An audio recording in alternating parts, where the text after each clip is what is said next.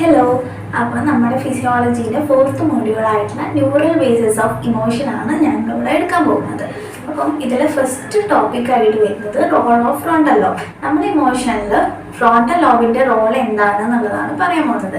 അപ്പം ഏകദേശം ഈ ഒരു ഫ്രണ്ട് പോർഷൻ ആയിട്ടാണ് ഫ്രോണ്ടൽ ലോബ് ഉള്ളത്, എല്ലാവർക്കും അറിയാമല്ലോ. അപ്പം നമ്മുടെ സെറിബ്രൽ കോർട്ടക്സിലെ 1/3 പോർഷൻ ആണ് ഈ ഫ്രോണ്ടൽ ലോബ്. ഈ ലോബ് നമ്മുടെ മെൻ്റൽ പ്രോസസ്സായിട്ടുള്ള അബ്സ്ട്രാക്ട് തിങ്കിങ്ങിനെയും അതുപോലെ തന്നെ സെൽഫ് അവെയർനെസ്സിനെയും ഒക്കെ ഹെൽപ്പ് ചെയ്യുന്നുണ്ട്. ഈ ലോബിന് എന്തെങ്കിലും ഡാമേജ് സംഭവിക്കുകയാണെങ്കിൽ ഇമോഷൻ്റെ റിഡക്ഷൻ സംഭവിക്കും. അതുപോലെ ഫിയർ, ആൻസൈറ്റി പോലുള്ള ഇമോഷൻ്റെ റിഡക്ഷനൊക്കെ സംഭവിക്കും.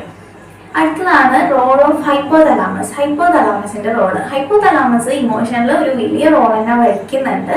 നമ്മുടെ ആങ്കർ, ഫിയർ അതുപോലെയുള്ള ഇമോഷനിലൊക്കെ ഹൈപ്പോതലാമസ് ഇൻവോൾവ് ആയിട്ടുണ്ട്. ഇത് കുറേ സയൻറ്റിസ്റ്റുകൾ കാറ്റിൽ സ്റ്റഡി ചെയ്തിട്ടാണ്, അതായത് പൂച്ചകളിൽ സ്റ്റഡി ചെയ്തിട്ടാണ് ഇത് കണ്ടുപിടിക്കുന്നത്. അതായത് പൂച്ചകളിൽ നമ്മൾ ഹൈപ്പോതലാമസിലെ ചില പാർട്സ് സ്റ്റിമുലേറ്റ് ചെയ്തപ്പോൾ കാണാൻ സാധിച്ചു ഭയങ്കരമായിട്ട് അഗ്രസീവ് ബിഹേവിയർ ആവുന്നത്, അതുപോലെ തന്നെ ഹേർട്ട് റേറ്റ് കൂടുന്നത്. ഇനി മറ്റ് ചില പാർട്സ് സ്റ്റിമുലേറ്റ് ചെയ്തപ്പോൾ ആ കാറ്റ് ഭയങ്കര കാമായി, അതുപോലെ തന്നെ സ്ലോ ഹേർട്ട് റേറ്റ് ആയി. അപ്പോൾ ഇതൊക്കെ കാണാൻ സാധിച്ചിട്ടുണ്ട്. അപ്പോൾ ഇതിലൂടെയാണ് നമ്മൾ ഈ ഹൈപ്പോതലാമസ് ഇമോഷൻ ആയിട്ടുള്ള ഫിയർ, ആങ്കർ ഇതുപോലെയുള്ള ഇമോഷൻസിനെ ഭയങ്കര വലിയ പങ്ക് വഹിക്കുന്നു എന്നുള്ളത് കണ്ടെത്തിയിട്ടുള്ളത്.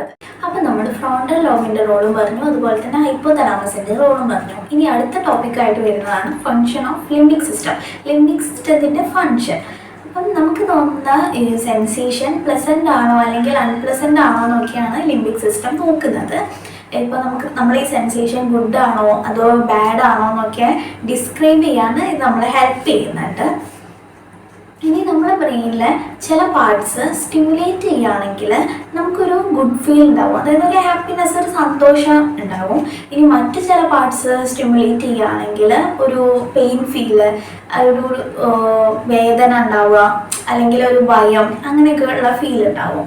അപ്പം നമ്മൾ കൊടുക്കുന്ന ഇലക്ട്രിസിറ്റിക്ക് അനുസരിച്ചിട്ടിരിക്കും നമ്മളെ ബിഹേവിയറിൽ ഉണ്ടാകുന്ന മാറ്റങ്ങൾ. അതായത് ഇപ്പോൾ നമ്മൾ പറഞ്ഞു ഓരോ പാർട്സും സ്റ്റിമുലേറ്റ് ചെയ്യുമ്പോൾ നമുക്ക് പല പല ഫീലിങ്സ് വരും.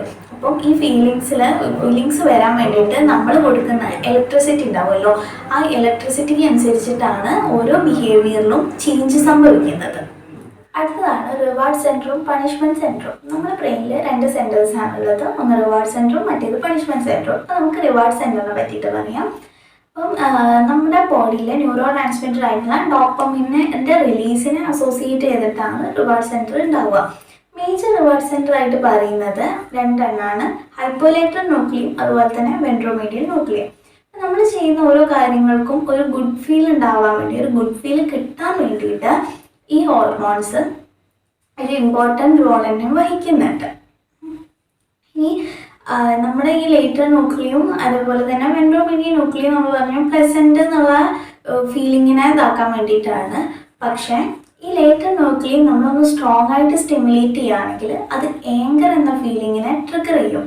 അതായത് ഇപ്പം ഈ ലേറ്റർ ന്യൂക്ലിയം പ്ലസൻറ്റിനെ സ്റ്റിമുലേറ്റ് ചെയ്യുന്നതാണ്, പ്ലസൻ്റ് എന്ന ഫീലിങ്ങിനെ സ്റ്റിമുലേറ്റ് ചെയ്യുന്നതാണെങ്കിൽ കൂടി ഇത് റേഞ്ചിനും കൂടി കാരണമാവുന്നുണ്ട്, അതായത് ദേഷ്യത്തിനും കൂടിയിട്ട് കാരണമാവുന്നുണ്ട്.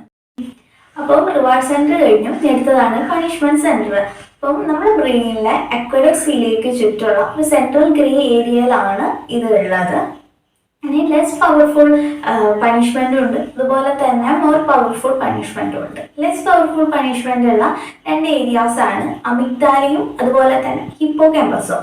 അപ്പം ഇതിൽ എന്താ പറയുന്നതെന്ന് വെച്ചാൽ ഈ പണിഷ്മെൻറ്റ് എന്നുള്ള ഫീലിംഗ് റിവാർഡ് എന്ന ഫീലിങ്ങിനെക്കാട്ടിയും സ്ട്രോങ്ങർ ആണെന്നാണ്, അതുപോലെ തന്നെ ഫിയർഫുള്ളും ആണ്. കാരണം ഇപ്പം നമ്മൾ പറഞ്ഞു 2 ഏരിയാസ് ഉണ്ട് ലെസ് പവർഫുള്ള് പണിഷ്മെൻ്റ് ഉള്ളത് എന്ന്. അപ്പം ഇതൊക്കെ ഒന്ന് സ്റ്റിമുലേറ്റ് ചെയ്ത് കഴിഞ്ഞാൽ അത് ഭയങ്കര സ്ട്രോങ്ങർ ആവും. അപ്പം റിവാർഡിനെക്കാട്ടിയും സ്ട്രോങ്ങർ ആണെന്നാണ് പറയുന്നത്. അതുകൊണ്ട് തന്നെ ഇത് ബ്രെയിനിൻ്റെ റെസ്പോൺസിനെ ടേക്ക് ഓവർ ചെയ്യുന്നു പറയുന്നുണ്ട്. അപ്പോൾ ഇത്രയേ ഉള്ളൂ പണിഷ്മെൻറ്റ് സെൻറ്റർ.